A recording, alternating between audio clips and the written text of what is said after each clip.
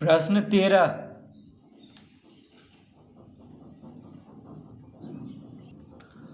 B के यहाँ एक घड़ी बेचने पर ए को 10% की हानि हुई। बी ने उसे सी के यहाँ बेचकर 10% लाभ उठाया। सी ने जिस मूल्य में उसे खरीदा है, ए उसी मूल्य पर यदि उसे बेचता तो उसको कितना प्रतिशत हानि होती। तो प्रश्न में कह रहा है कि बी के यहाँ एक घड़ी बेचने पर ए को 10% की हानि हुई। तो हम लिखेंगे माना कि ए का क्रय मूल्य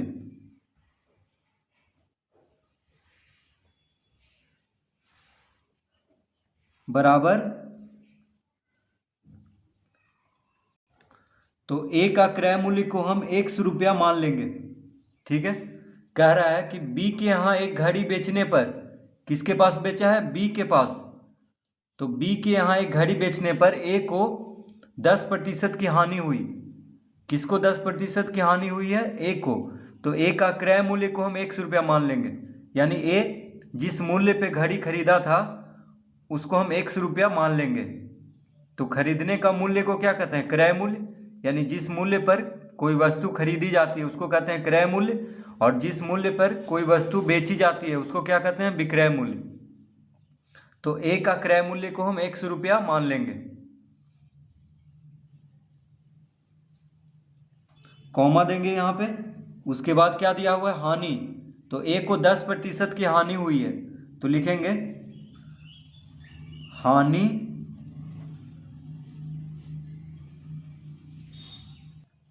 हानि प्रतिशत दिया हुआ है कितना?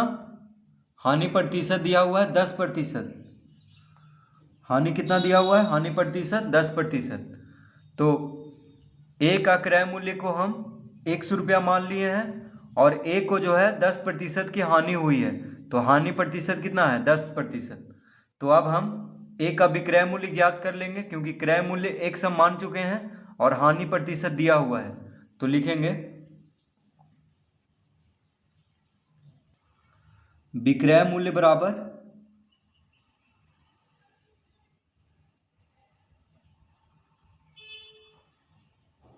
विक्रय मूल्य। तो विक्रय मूल्य बराबर क्या होता है? तो जब क्रय मूल्य और हानि प्रतिशत ज्ञात हो तो विक्रय मूल्य का सूत्र होता है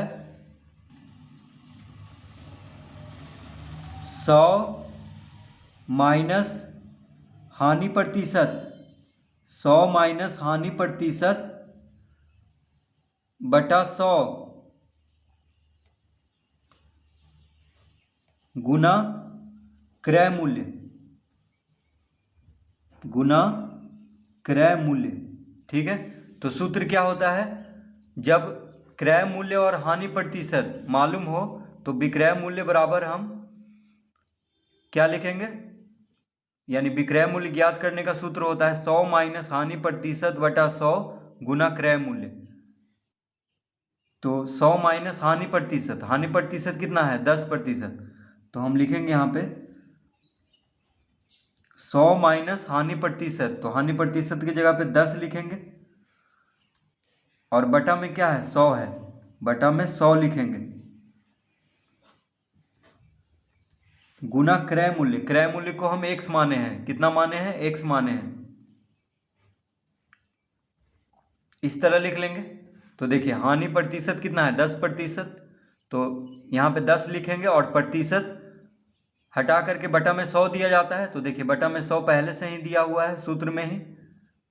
तो इस तरह हम इस सूत्र पे इसको बैठा लेंगे। तो हानि प्रतिशत की जगह पे 10 लिखेंगे और क्रय मूल्य की जगह पे x लिखेंगे। तो कितना हो गया? 100 माइनस 10, 100 माइनस 10 कितना होगा? 90, यानी 90 बटा 100 गुना x, यानी 90 बटा 100 x। देखिए 100 माइनस 10 कितना हुआ? 90, और बटा में 100 है। तो एक शून्य से एक शून्य कट गया, यानी कितना आ गया? 9 बटा 10 x। एक शून्य से एक शून्य हम काट सकते हैं, तो कितना आ गया? 9 बटा 10 x, यानी ए का विक्रय मूल्य कितना हो गया, 9/10x। तो अब लिखेंगे हम यहाँ पे, अब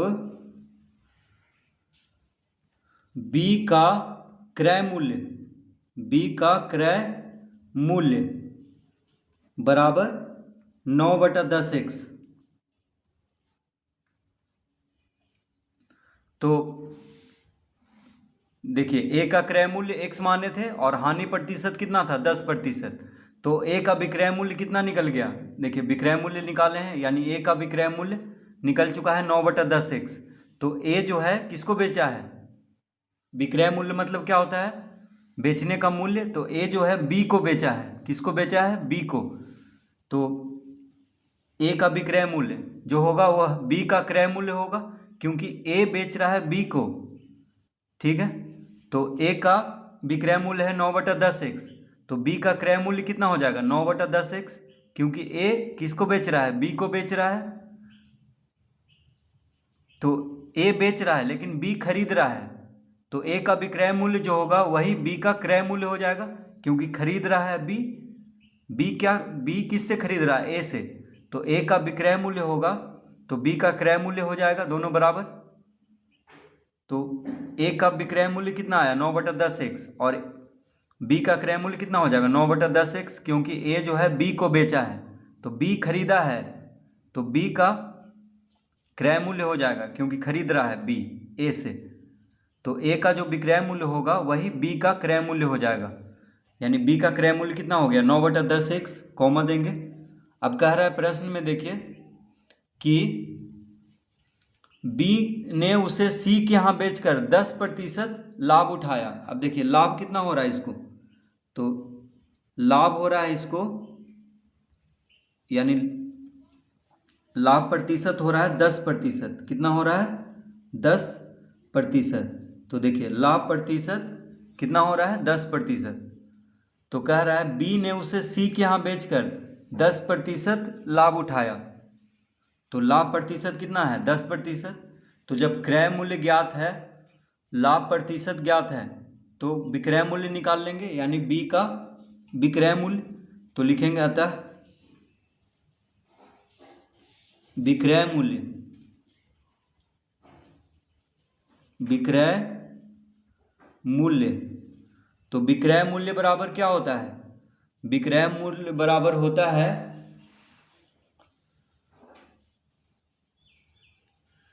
100 जोड़ लाभ प्रतिशत,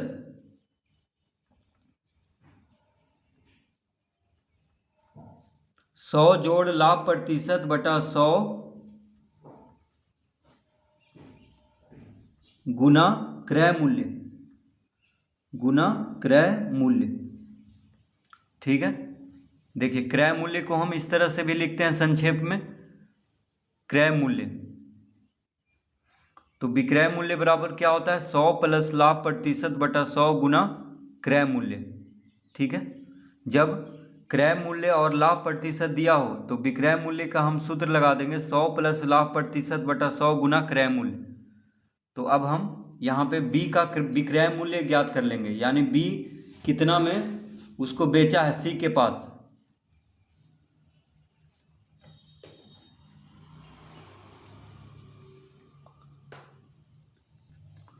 तो लिखेंगे 100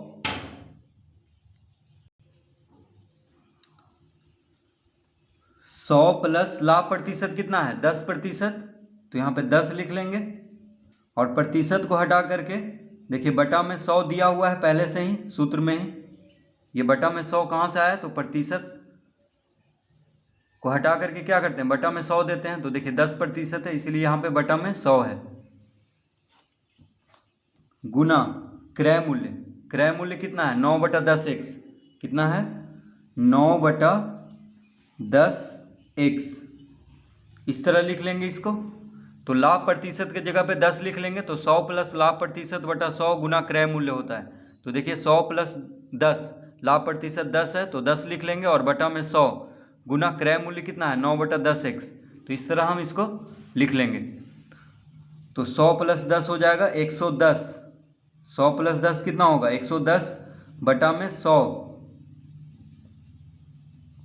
गुना 9/10x, 9/10x। तो कितना आ जाएगा? देखिए, एक शून्य से एक शून्य काट देंगे तो 11 × 99 गुना में है तो सामने सामने गुना कर देंगे। 11 × 99 और 10 × 10 100, यानी 99/100x, 99/100x। तो ये क्या आ गया? ये आ गया B का विक्रय मूल्य। देखिए, B का हम विक्रय मूल्य ज्ञात कर रहे थे, तो B का विक्रय मूल्य कितना आ गया? 99/100x। तो B का विक्रय मूल्य आ गया 99/100x। तो अभी हम क्या ज्ञात कर रहे थे? B का विक्रय मूल्य। तो अब प्रश्न में कह रहा है कि B ने उसे C के यहाँ बेचकर 10% का लाभ उठाया। तो B का विक्रय मूल्य हम ज्ञात कर चुके हैं 99/100x। तो B किसके पास बेच रहा है? C के पास, यानी C का, तो लिखेंगे अब C का क्रय मूल्य, C का क्रय मूल्य बराबर कितना हो गया? C का क्रय मूल्य 99/100x।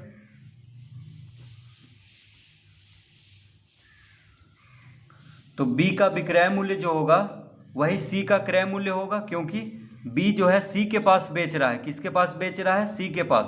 तो C खरीद रहा है, तो खरीदने का मूल्य को क्या कहते हैं? क्रय मूल्य। तो B किसके पास बेच रहा है? C के पास बेच रहा है। तो B का जो विक्रय मूल्य होगा, यानी बेचने का मूल्य, B किसके पास बेच रहा है? C के पास।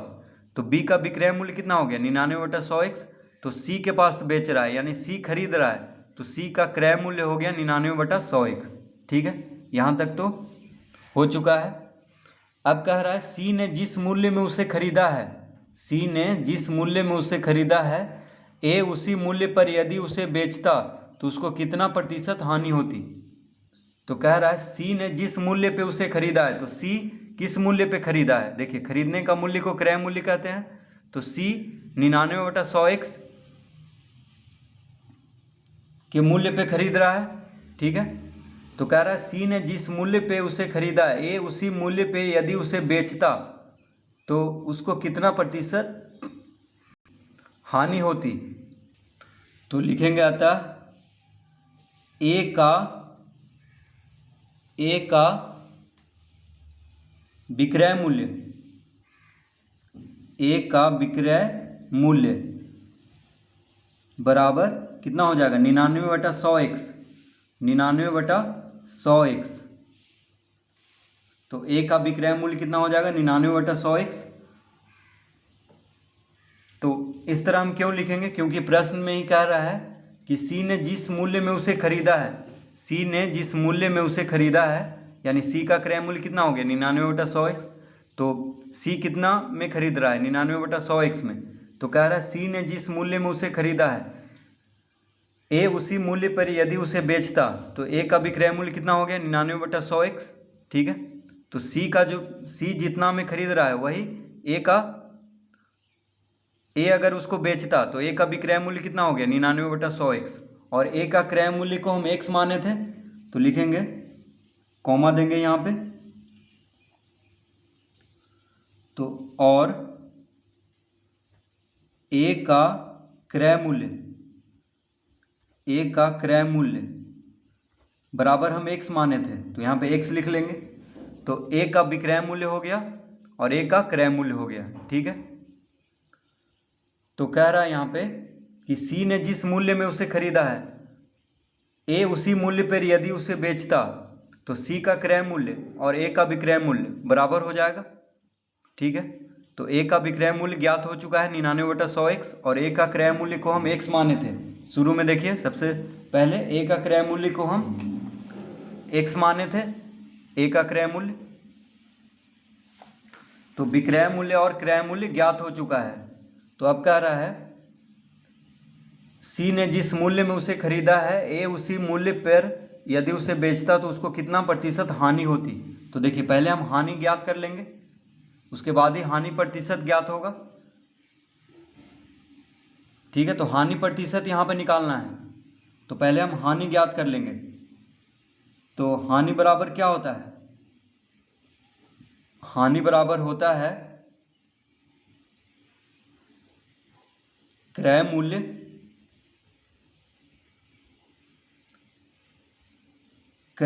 माइनस विक्रय मूल्य।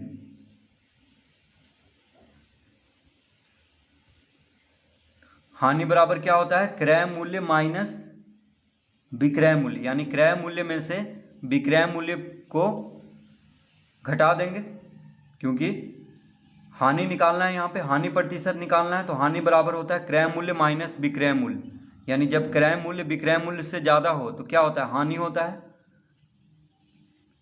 तो हानि प्रतिशत निकालना है, तो सबसे पहले हानि ज्ञात करना होगा। तो क्रय मूल्य कितना है, देखिए क्रय मूल्य है x, विक्रय मूल्य कितना है a का 99/100x। इस तरह लिख लेंगे, यानी हानि बराबर क्रय मूल्य माइनस विक्रय मूल्य। तो a का क्रय मूल्य है x और a का विक्रय मूल्य है 99/100x, तो x माइनस 99/100x लिख लेंगे। अब इसको घटाएंगे तो 100 लघुत्तम लेंगे, 100 लघुत्तम लेंगे तो x है यहाँ पे, बटा में कुछ नहीं है, तो 100 गुना x 100x माइनस 100 यहाँ पे है, देखिए हर में 100 है, लघुत्तम में 100 है, तो बस 99x को यहाँ पे लिख देंगे, 99x इस तरह लिख लेंगे। अब 100x माइनस 99x, 100 में से 99 घटाएंगे तो 1 आ जाएगा, तो 1 नहीं लिखेंगे, सिर्फ x लिखेंगे, यानी x/100। हानि बराबर कितना आ गया, x/100। देखिए 100 में से 99 घटाने पे 1 आएगा, तो 1 नहीं लिखेंगे, सिर्फ x लिख देंगे। 100x माइनस 99x बराबर आ जाएगा 1x, तो 1 नहीं लिखते हैं, सिर्फ x लिखेंगे, तो x/100 हो गया हानि। अब हानि प्रतिशत ज्ञात कर लेंगे, तो हानि प्रतिशत बराबर क्या होता है, हानि प्रतिशत बराबर होता है हानि बटा क्रय मूल्य, हानि बटा क्रय मूल्य गुना 100, हानि बटा क्रय मूल्य गुना 100। तो हानि कितना आया, देखिए हानि आया x/100, कितना आया हानि, x/100, तो लिख लेंगे यहाँ पे x/100, ये हो गया हानि, बटा क्रय मूल्य कितना है, तो क्रय मूल्य को हम a का क्रय मूल्य को हम x माने थे, ठीक है, a का क्रय मूल्य को x माने थे, तो यहाँ पे x लिख लेंगे, a का क्रय मूल्य को x माने थे। तो प्रश्न में कह रहा है a उसी मूल्य पर यदि उसे बेचता तो उसको कितना प्रतिशत हानि होती। तो a का हानि पूछ रहा है, तो a का क्रय मूल्य को यहाँ पे लिख देंगे, और a का हानि कितना हुआ, x/100, ठीक है। तो a का हानि प्रतिशत पूछ रहा है यहाँ पे, तो a का हानि हुआ x/100 और a का क्रय मूल्य है x, तो x/100 बटा x, देखिए हानि कितना हुआ x/100 और क्रय मूल्य कितना है x है, तो गुना 100 कर देंगे इस तरह से। अब यहाँ पे x/100 और बटा में x है, तो x/100 एक भिन्न हो गया और ये अलग भिन्न है, तो यहाँ पे ये अंश है, ठीक है। और तो हम जानते हैं कि देखिए हर और अंश गुना हो जाता है, तो इसको हम लिख लेंगे x/100 गुना x और गुना 100, इस तरह से लिख लेंगे। देखिए x जो है 100 के साथ गुना हो जाएगा, क्योंकि यहाँ पे ये अंश है और 100 यहाँ पे हर है और x अंश है, तो हर और अंश गुना होगा, दूसरा भिन्न का हर और दूसरा भिन्न का अंश गुना हो जाएगा, तो x से x कट गया, 100 से 100 कट जाएगा, क्या बचा, 1 बचा, यानी 1%। इसका उत्तर आ जाएगा 1%। इसका उत्तर कितना आएगा? 1%, यानी हानि प्रतिशत आ गया 1%। तो क्या कह रहा था प्रश्न में कि उसको कितना प्रतिशत हानि होती, ए उसी मूल्य पर यदि उसे बेचता तो उसको कितना प्रतिशत हानि होती, तो उसको 1% हानि होती। तो लिखेंगे अतः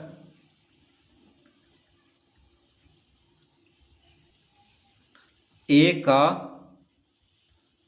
का हानि प्रतिशत बराबर कितना आ गया? 1%। इसका उत्तर, तो इसका उत्तर आएगा 1% हानि। तो ए उसी मूल्य पर यदि उसे बेचता तो उसको कितना प्रतिशत हानि होती, तो ए अगर उसी मूल्य पर उसको बेचेगा तो 1% का हानि होगा। तो इस तरह हम इसको हल करेंगे।